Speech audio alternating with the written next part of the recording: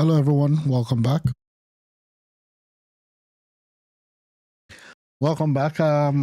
This is an update broadcast, and I think that I would start from the news that we got from Dangote. On Sunday, Dangote did actually have a broadcast where he laid, down the foundation, of what's gonna be happening with the refineries.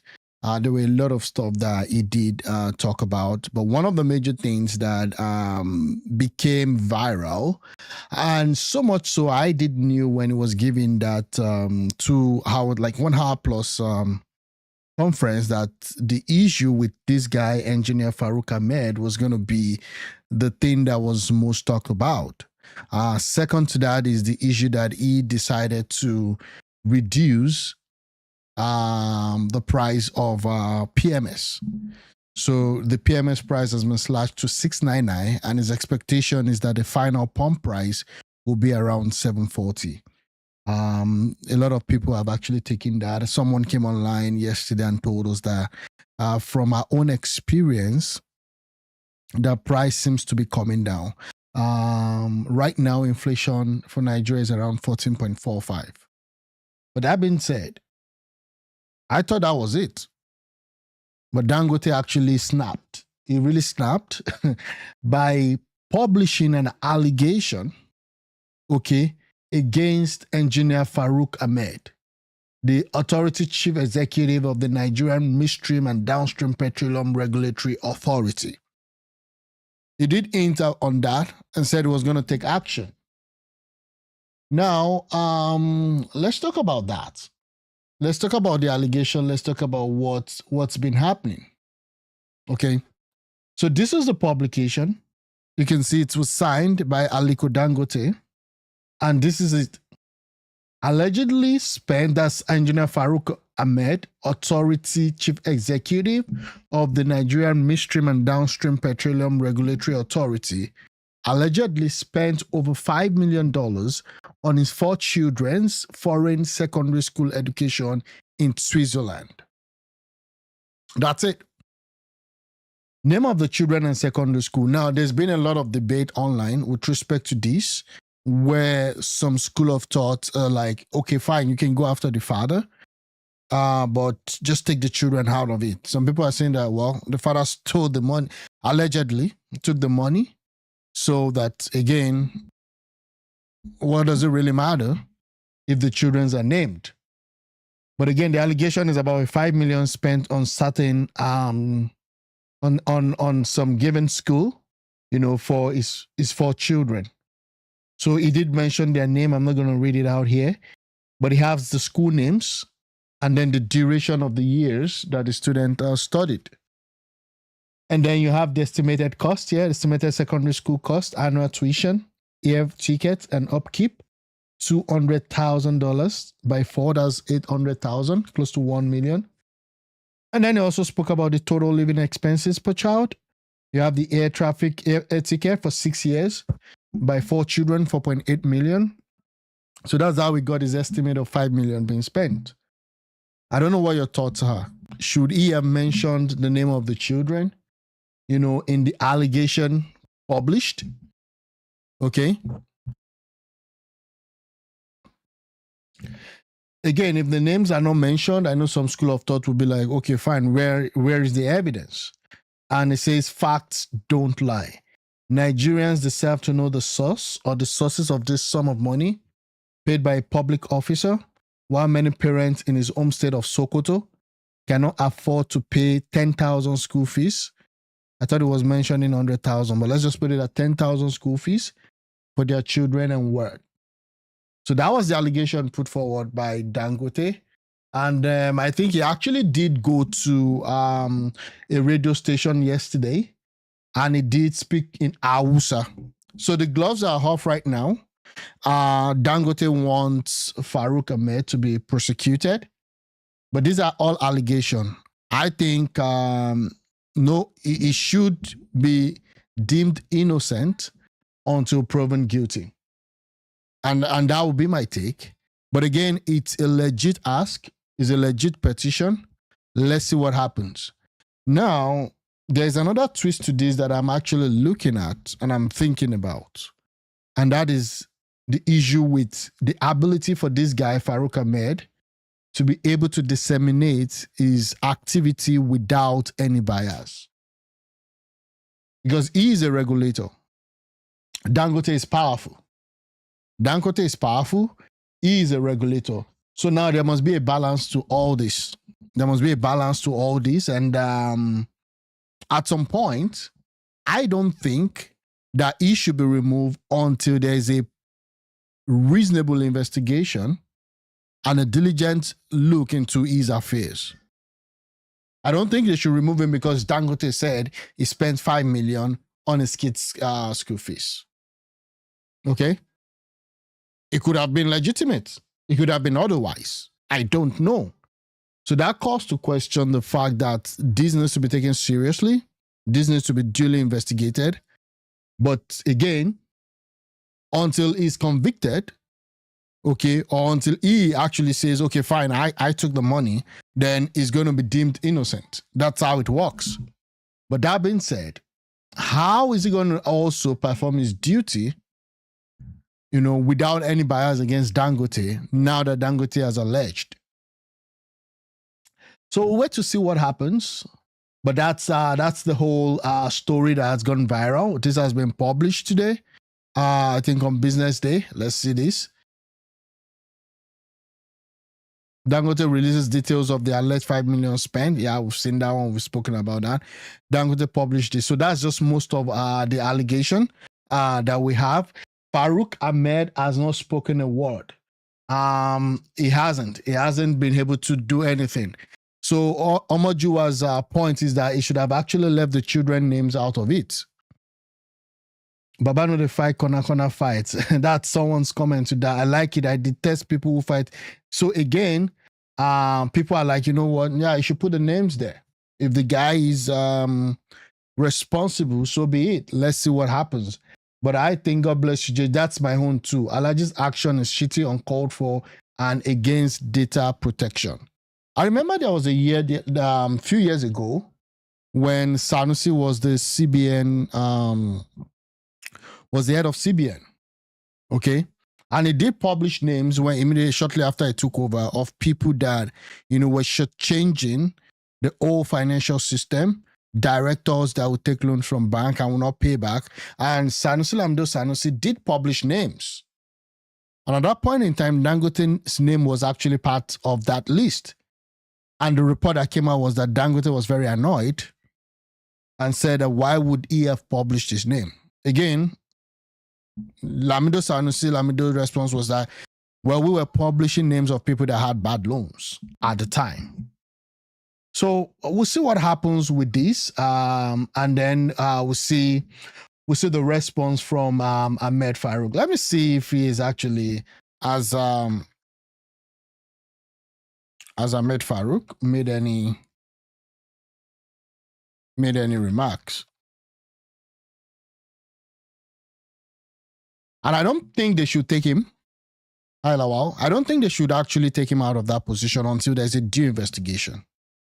I don't think they should take. I don't want them to do or have a Kemi Adeosun's reaction.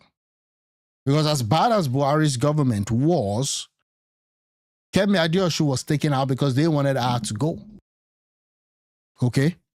Yes, engineer Farouk Ahmed, the CEO of NMDPRA, has publicly responded to Aliko Dangote's allegation. Okay, on December 16, 2025, he issued a personal statement describing the claims as misleading, ill-timed, and commercially motivated. He mentioned scrutiny of his finances and investigations by authorities like the EFCC, Icpc, and the Code of Bureau.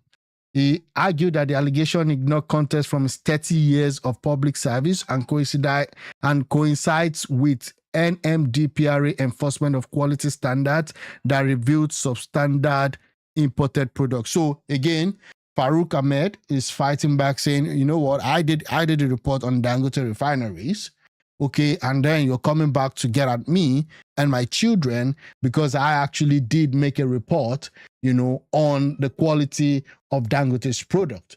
Regarding the specific claims, that's according to him, of 5 to 7 million on his children's Swiss education, Ahmed called it misleading, noting that 3 of his 4 children received merit-based scholarships, covering 40 to 65% of tuition costs. So again, Dangote snapped, okay?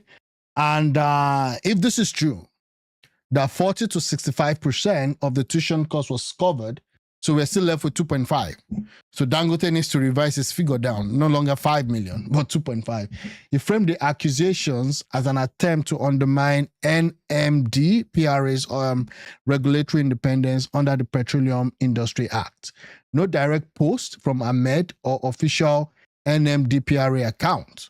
So again, that's him. 2 minutes ago, let Farouk Ahmed dispute the allegation. That's how Farouk Lawan carried himself in House of Representatives as untouchable until a billionaire, Femi Otedola, exposed him and he ended up in prison. Classless. Oh, what is this? Oh, so again, the APC guys are actually responding that why would you do that? This is the allegation. This is the published allegation, okay, on The Nation. So we have this on The Nation. And Dangote has the money to actually buy all the papers if he wants to. So this is it. Putting his face there saying this is an allegation. I don't even know what's going to happen because now there's a bad blood between the regulators and a company that they're meant to be regulating and a stakeholder in that company that they are meant to be regulating. Again, Dangote, when he fights dirty. So at this point, if his facts are not correct, then it's going to be a big problem for him, for Dangote. Okay? And then we'll see what happens. You don't want to go against a regulator except you have the full information. And that's why I said earlier on that you don't remove this guy until there's an investigation and you can really confirm that he's actually corrupt. Okay? And that being said also, the regulator has a duty not to be biased. So it becomes difficult to see how that will work out in this case. Remember, we had the issue with the Pengerson and the sacked 800 workers in the Dangote refinery complaint. That one also, Dangote was able to, at the end of the day, have his way. We'll see what happens with this story. Again, that's the update that we have with respect to Dangote's allegation against engineer Farouk Ahmed. So that's it. I'm going to move on. Farouk Ahmed children should have been left out. I've spoken about that, and we'll see how that goes. Let me see this. Dangote petition Icpc. This was 6 hours ago. Let me see if we can have something. Okay. To submit a petition, a formal petition against, on behalf of our clients, Dangote Refineries and Petrochemicals, against Engineer Farouk Ahmed, the CEO of Downstream Midstream Petroleum Regulatory Agency, the Midstream Downstream Petroleum Regulatory Agency, over his excesses that we believe was he's benefiting unduly from the public office he holds against Section 19 of the Icpc Act. And in the circumstance, we have no choice than to formally present a petition against him. We have evidence. The petition has already been submitted and acknowledged by the Icpc. You can see it from here. Now, we attach evidence of monies that are being expended as school fees for his children, in excess of $7 million annually. And we wonder, a civil servant in Nigeria, where he gets that kind of money to pay school fees alone. Okay, so this is more like an anchor, right? You're saying because he paid 2-point-something million, it must be corrupt. So again, it's worked. And then NMDPRA, this is the regulator for the midstream and the downstream sector. And we know for for a fact that there is a high level of corruption in the fuel sector, in the petroleum industry. We all know that. But that being said, you have to be able to prove beyond reasonable doubt that the guy is corrupt. Let's just put it that and way. other logistics decisions on behalf of his children. So we have the right as taxpayers, our client has the right as a taxpayer to present this petition against these excesses of a public officer. It's for the commission to investigate, and if they found that a prima facie case has been established against the said engineer Farouk Ahmed, the formal prosecution will be taken up against him, and the law will take its course. The law is not a respecter of any person, no matter how highly placed. Others cannot be toiling in the country to make a living, while some others are busy grandstanding on frivolous lifestyles. So we have a duty to present that petition, and we've done just that. Okay. Fair enough. We'll see what happens. Commission was duly established by an act of parliament to investigate issues like this. And there has never been any formal petition presented.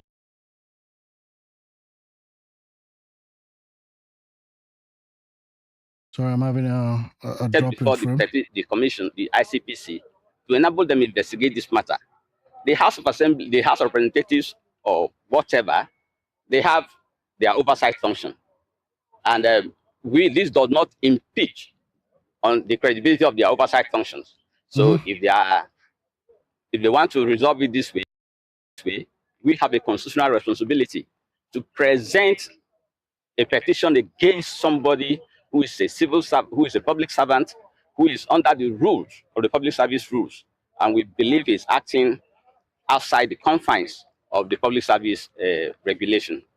So the House of Representatives have their right to carry out oversight function in line with Section 88 of the Constitution, which does not in any way affect the rights of the Independent Corrupt Practices Commission to investigate a petition by a citizen, a taxpayer, over a public officer that acting in gross excess of what he's supposed to do as a public officer. Let the commission investigate and tell us what they want to do. My name is Innocent Ado. Okay, so again, we'll wait for the investigation.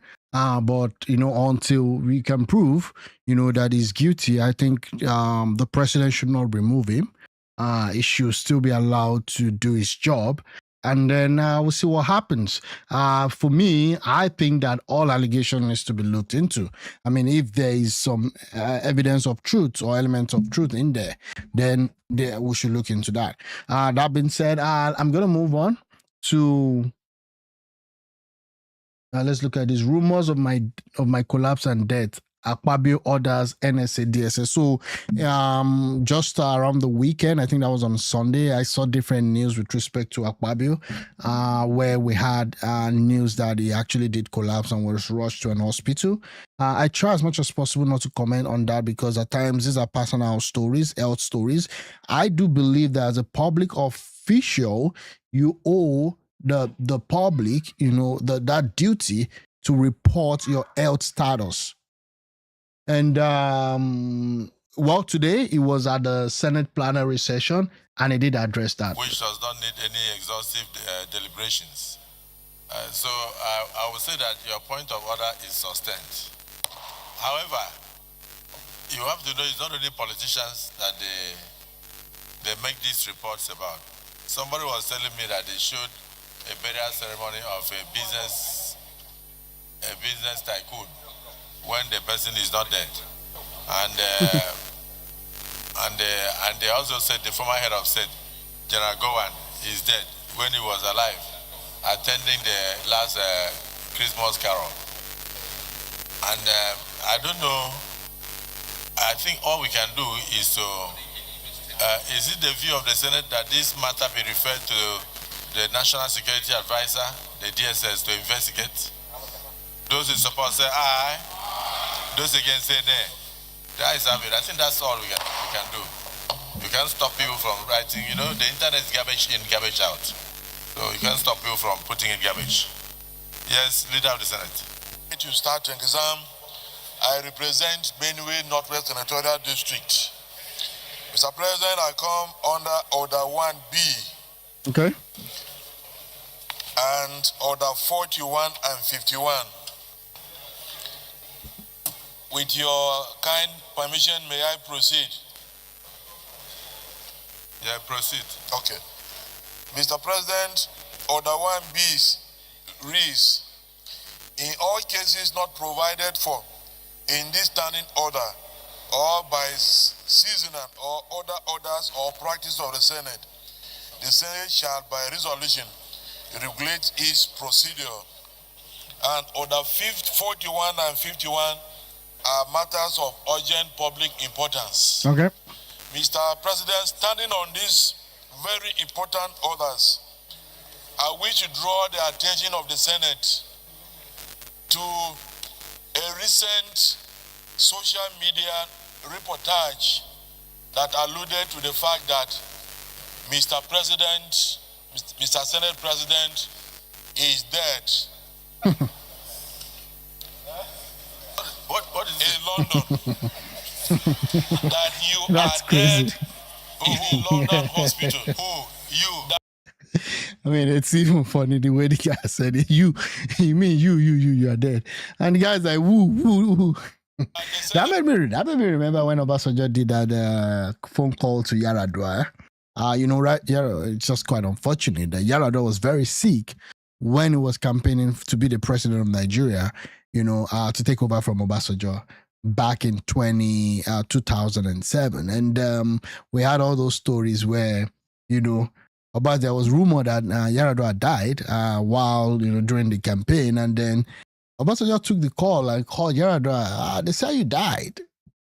I said, me? No, I didn't die, President,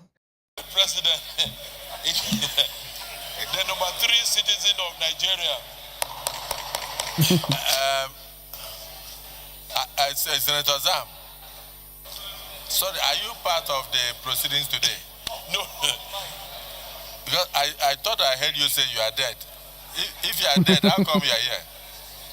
That is the more reason why I have to bring this matter to the floor.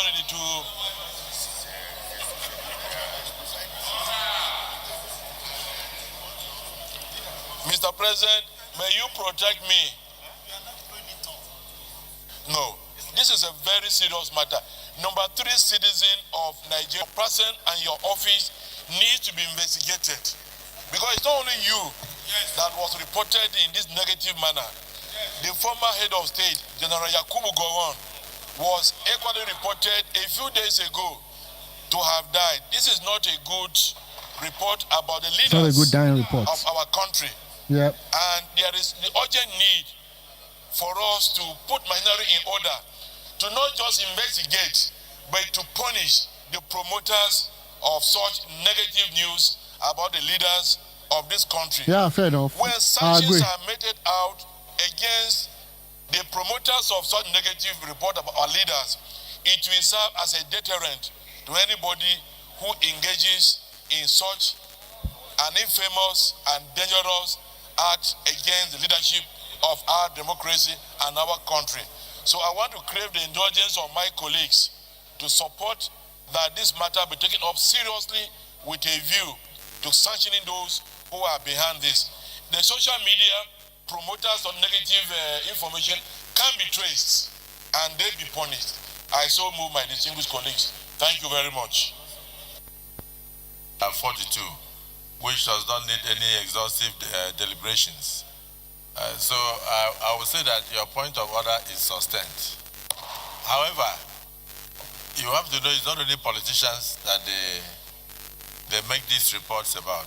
Okay. Somebody was telling me that they showed a burial ceremony of a business tycoon when the person is not dead, and they also said the former head of state, General Gowon, is dead when he was alive. I almost fell for that Gowon stuff. I was live online and then I saw the news and I was like, oh, is that? And then I was like, okay, fine. Before I actually start talking about this, let me just confirm. And then I confirm, like, the guy was just in a Christmas Carol outing in Aso Rock just that same day. And that's crazy. Attending the last Christmas Carol. And I don't know, I think all we can do is to, is it the view of the Senate that this matter be referred to the National Security Advisor, the DSS, to investigate? Those in support say aye, those against say nay. That is it. I think that's all we can do. You can't stop people from writing, you know, the internet is garbage in, garbage out. So you can't stop people from putting in garbage. Yes, Leader of the Senate. All right, thanks, this Mac. Yeah, please, guys, subscribe, like, and share. I really do appreciate all this. Really helps the channel. Thanks a lot. You may move your motion. Thank you, Mr. President, distinguished colleagues, Abubakar Sani Bello, Niger North. Mr. President, distinguished colleagues, may I move a motion that the Senate do consider the report of the screening committee of 3 ambassadors, namely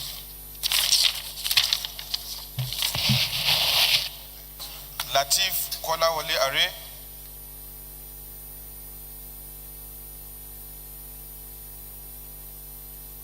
Oh, no sound. Emmanuel Ayodele. Okay. Mr. President, with your permission, I would like to lay the report before the Senate before I give highlights of the summary and recommendation.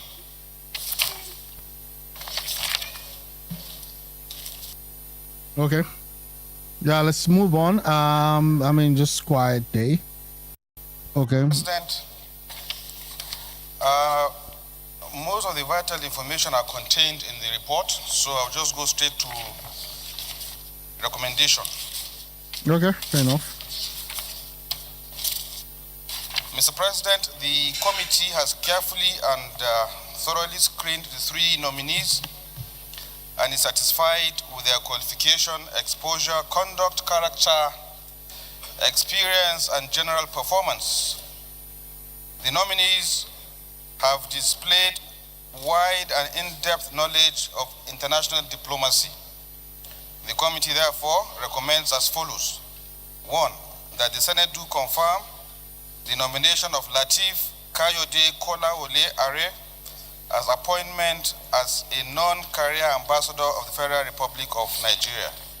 2, that the Senate do confirm the nomination of Aminu Muhammad Dalhatu for appointment as non-career ambassador of the Federal Republic of Nigeria. And finally, that the Senate do confirm the nomination of Emmanuel Ayodele Oke, CFR, for appointment as non-career ambassador of the Federal Republic Nigeria. We so move. Again, at this point in time, I just think that all this confirmation is just it's a rubber stamp. Okay, I mean, I don't know what critical stuff they did examine. The only time I've seen this Senate reject someone has been basically politics. Case in point, like El Rufai, it was purely politics, and rightly so. I mean, there was a concern that El Rufai has stepped on a lot of toes. And again, I think El Rufai's rejection by the Senate was more of a 2027 and year after game, right? Because I think that El Rufai was trying to position himself as the heir apparent once Tinubu leaves government. There were a lot of stakeholders and powerful blocs that felt like, you know what, El Rufai shouldn't even be involved in the administration of Tinubu. And then back and forth, fast forward to today, El Rufai is no longer with the APC and is now working to see the ADC win the election. I don't know how that would work out for him. But again, all this confirmation, I've not seen any real value add when it comes to guys going to the Senate to go for screening or to go for certain scrutiny. And that's just what it is. Senator Wamaku, of Latif Kayode Kolawole Are, representing Ogun State for appointment as a non-career ambassador of the Federal Republic of Nigeria. Those in favor say aye. Those against say nay. The ayes have it. Will the Senate approve the nomination of Aminu Muhammad Dalhatu, representing Jigawa State for appointment as a non-career ambassador of the Federal Republic of Nigeria? Those in favor say aye. Those against say nay. The ayes have it. Distinguished colleagues, will the Senate approve the nomination of Emmanuel Ayodele? Okay. Representing Oyo State as for appointment as a non-career ambassador of the Federal Republic of Nigeria. Those in favor say aye. Those against say nay. The ayes have it. Okay, so the ayes will always have it. I mean, Leader of the Senate. And that's the current situation at the Senate. So hopefully we'll see what happens after that. So that's it. So he did actually respond to the rumor that he was flown to the London hospital and that he was dead. So he's here, attended a plenary session today, and that's it. Hi, Kathy. Welcome to the show and good evening. Yeah, so that's that. I'm gonna move on. That being said, we all know that the wife of the former president and also the former head of state is out with a book talking about Muhammadu Buhari and the life of Muhammadu Buhari. We saw the daughter's speech and all of that. And that's the reality. So I just want to play it and see if there's anything we can actually glean from that. Let's see, Buhari. Oh, sorry about that.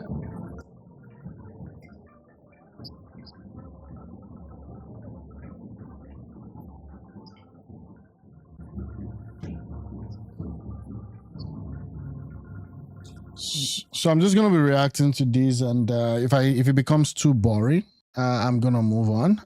But again, the president was there. You had the first lady. You had some dignitaries. You had some of the monarchies. Ed were there also, and so that's this happened, I think, yesterday. Yep.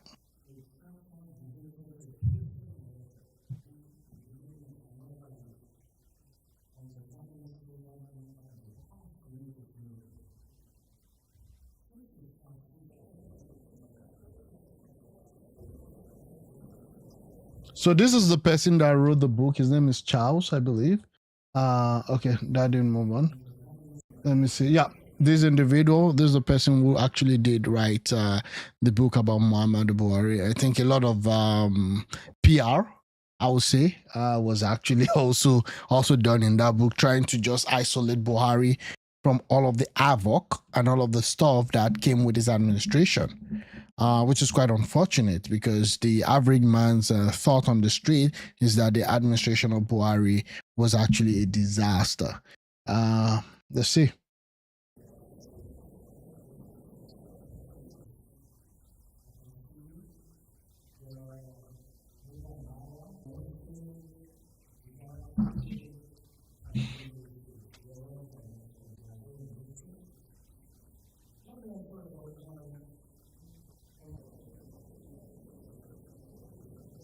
Okay, I'm gonna skip. This is on Onuga. I'm gonna skip again.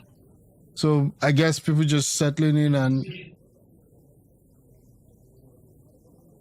which would give us a small gleam into his persona. Life is full of coincidences. Mm-hmm. My father actually served with General Buhari when he was a lieutenant in 1963. I was 9 in primary 4 in Lafenwa, Abeokuta, 2nd Battalion. Okay.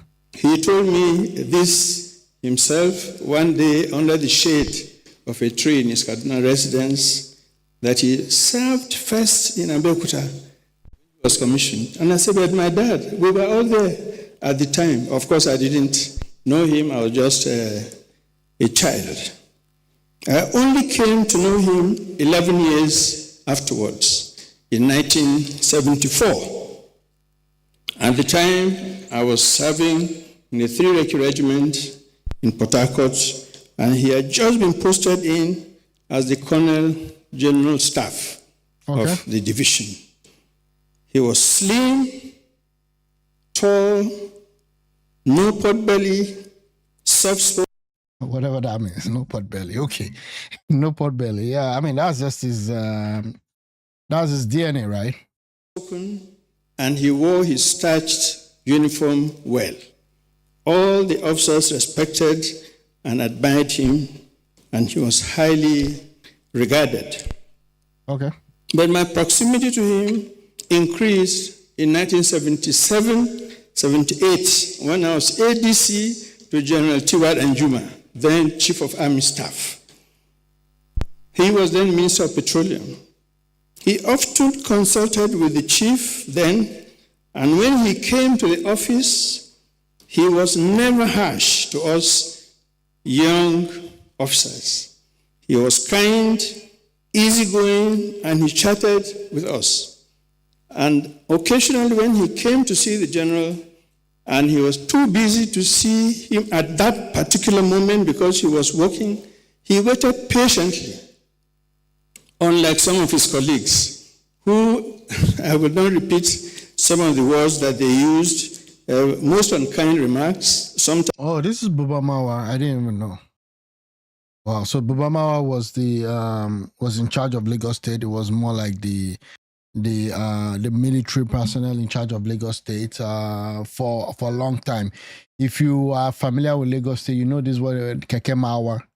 So he was the one that actually, brought in out of the military. I can say this guy was people kind of know him. Again, given his portfolio as the one in charge, the administrator in charge of Lagos State, I think he became one of the popular military officers then. The Keke Napep, people call it the Keke Napep, some people call it Keke Marwa. So the Keke Marwa is actually named after this guy. He was the one that brought them in during his time in Lagos. Okay. But he was always calm and happy. And his residence was actually just behind the ADC's residence. He lived then on Thompson Street at the back, and we lived on Webb Road in Ikoyi. And often when I take messages to him, there was my favorite Kununzagi, always. That's what we used to serve in that in his residence. I won't forget it. Now, in 1983, when he was appointed GOC 3 Armored Division, we, the Corps Armor officers, objected. We thought that he ought not to have been the GOC when there were officers like Salvi Ibrahim, who were Corps Armor officers. And because of the nature of IBB then, as we all know, he was open to officers, loved, well regarded, and you could tell him almost anything. The Sultan can testify to that. He was always ready to listen. And so we approached him and said, why did he post an officer of the ST to be the first GOC Armored Division? And IBB said, calm down, I know what I'm doing. He's a fine officer and he will do well. He soon proved that when the Chadians entered Nigeria and took over some of our islands, General Buhari relocated his headquarters to Maiduguri, took charge of the operation personally, and flushed the Chadians out and actually went on a pursuit. He went within artillery range of N'Djamena. And if he had not been stopped, maybe today Chad would have been another state of Nigeria.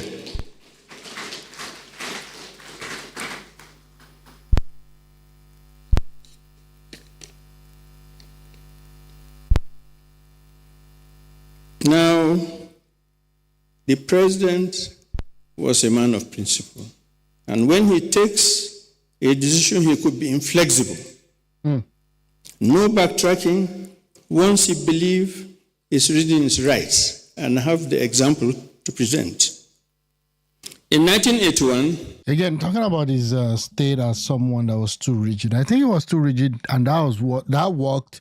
Again, it's a two-way thing. It can work for your advantage, it can work for your disadvantage. I think Buhari being too rigid actually did, when you look at it on a larger scale, work against him. It was too rigid for him to understand that the times have changed, the seasons have changed. There's a need for much more ability to lead as a Democrat now.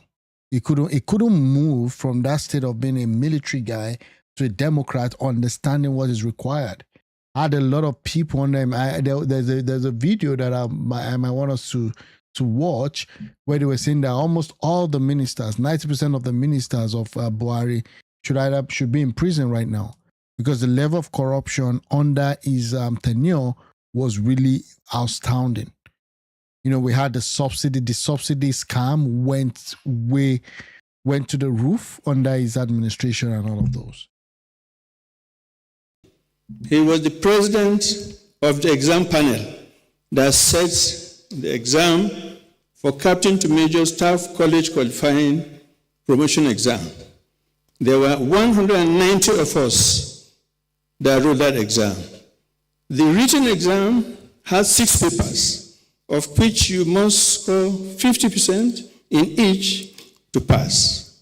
And out of 190 of us, only 3 of us passed. There was nothing that was not done to persuade him to adjust so that more people will attend the staff college. He refused. He submitted 3 officers, and he was told, but the staff college takes about 100. What do we do? He said, close the staff college course for 1981, and this thing to staff college. And he stood his ground.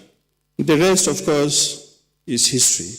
If 3 out of how many people passed, out of a lot of people, like in triple digits or so, 190, 3 passed.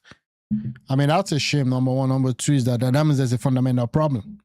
I mean, this is not a principal thing. There's a fundamental problem with just 3 people passing out of 100 plus people that took the exam. Is that why the state of our nation is where it is right now? Is that why we can't even take out insurgents, all these terrorists and all that? I'm just saying. But again, yeah, that's his principle, but there's a fundamental issue with that one. As it happens, throughout the period, he was a military head of state. I was away in America in the school, so I wasn't here completely throughout his tenure. But when I came back as military administrator of Lagos, he was chairman PTF. And we were now about to commission the asphalt plant. So again, just to put things in perspective, he became the chairman of PTF after he had been the head of state. So he had been the head of state, okay, and it was taken out. There was a soft coup, or I would say just a palace coup. It was taken out, and then I think IBB took charge. Then you had Abacha. Abacha came in after IBB. IBB, of course, had this interim government, which was Ernest Shonekan at the time. Then Abacha came in, took out Ernest Shonekan, and then became the substantive head of state. Now, that being said, Abacha actually didn't make Buhari, and if my memory serves me right, the head of the PTF. And he did a lot of projects as the chairman of the PDF, or the person that was in charge and presiding over the Petroleum Trust Fund at the time. And I thought that with the record he set on infrastructure in PTF, he was the right person to invite to commission the asphalt plant. And so I flew to Abuja with my letter, presented it before him in his office, and requested if he could kindly commission the plant. He graciously agreed. On the day of the commissioning, as I was waiting for him in the airport in Lagos, I was going through the newspapers. The Punch newspaper of that morning had a cartoon of me and him. That cartoon depicted me pushing a wheelbarrow with trousers and singlet, sweating with a towel on my shoulder, building roads in Lagos. And it showed President Buhari far behind, opening his eyes and wondering, who is that man there? Then I said, I hope he has seen this newspaper today. And I told my people, please, because we are going to ride in the same car, don't bring any today's newspaper near to this car. Send it off. And so he arrived, and I received him, and he was sitting in the car. And I thanked God. I said, I'm sure he has not seen that terrible cartoon. As we were driving along, he then turned to me and said, did you see the cartoon today in the Punch? And he burst out laughing. And I looked at him carefully to see whether it was a fake laughter or genuine laughter. And I found that it was genuine. He was really laughing. And the sense of humor was extremely, extremely high. Yeah, you know, that's what they say. Like when the rich man, even if something is making the rich man to misbehave and do as if he's smiling, they'll say, oh, it's the rich man, he's just doing his own thing. But again, I joined politics with the CPC. He was, of course, as we all know, loved by the masses, actually adored by the masses. And in CPC, there was no money, as we all know. But somehow, he got those millions and millions of votes. What did he give? The CPC gave 6.2 million naira. I ran his campaign in Adamawa, 6.2 million naira. That could not pay for arranging the venue of where he was coming to address us, talk less of the whole campaign. And when I called our treasurer, Sadia Umar Farouk, at the time, 6.2 million naira, what am I going to do with this? She said, count yourself lucky. Some states got 4 million. And yet, people in droves came after him. Yeah, he actually crossing. He did have this cult-like following, like in the north, Say Baba, you know, that's how they call him then. He had that ability to draw the crowd. So that was one of the edge that he had in 2015. And I don't think anybody has had that same ability to draw the crowd no matter what. I think Peter Obi has some. You recall that 2023, Peter Obi single-handedly, even without a good party structure, was able to garner 6 million plus votes. So I think Obi has some, but again, compared to Buhari, I think Buhari has that ability, had that cult-like following and all, and they revere him in the north for the most part. Okay. His Excellency President Buhari was with regards to PASIDA, Presidential Advisory Committee for the Elimination of Drug Abuse. The brain behind PASIDA, of course, was Her Excellency Dr. Aisha Buhari, who is right here with us. And soon after he appointed me into NDLEA chairmanship, there wasn't one single request that I placed before him, not one, which he did not approve. Barracks, vehicles, arms, equipment, recruitment, everything. And I'm happy to say that the support we received from President Buhari to the agency was continued and even amplified by his successor. Okay. His Excellency President Bola Ahmed Tinubu, GCFR, who graciously renewed my tenure just 4 years ago. Yeah, so now I think he's the chairman of the NDLEA, or so, the drug law enforcement stuff. 4 weeks ago. Thank you very much for the honor, Your Excellency. And in closing, let me recall one important aspect of his character, which is encouraging subordinates and appointees. We made our largest seizure in the NDLEA in September 2022, 2.1 tons of cocaine. That is valued in today's 760 billion naira. Wow. And to my surprise, the president was in the UN in New York, and he actually phoned all the way to commend and congratulate us. And that went a long way in encouraging and raising the morale of our officers. And Another aspect, quickly, is his generosity. I think most people think that he's tight-fisted. Well, that's not the experience that I had, because one day we were just talking, and I said, I'm going for a medical checkup. Then, as I was going out the door, he called me back. He said, I'm going to send to you.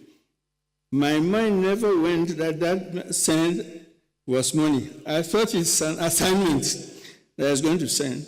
And eventually, he sent a very handsome amount. Look at the amount. If you can see it. Handsome amount, so he was quite generous. So wrapping up, the man whose legacy we celebrate today was a man of honor, a man of character, a man of integrity, and a man of principle. Yeah, again, I mean, that can be debated and that can be contested, given the result we had when he was in charge of the whole country. But it is what it is. People close to him believes that he is a man of dignity, a man of character and all that. But the whole argument still remains that the Nigerian people suffered a bigger, loss, when he was president. An officer and a gentleman. A man who loved the masses and the masses loved him back. A soldier who fought for the territorial integrity of Nigeria. A true statesman. May the Almighty Allah grant him Al-Jannah Firdausis and continue to protect and bless his family.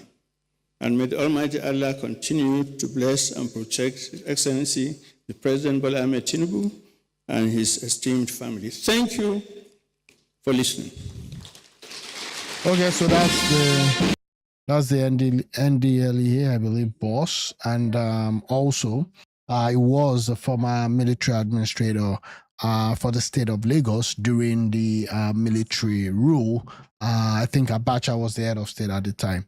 I'm going to take a time out right now, and then I would come back later in the next few hours. Yeah, thanks for watching. Please do subscribe to my channel. Thanks for your comment. Thanks for the likes. I really appreciate it. Thank you.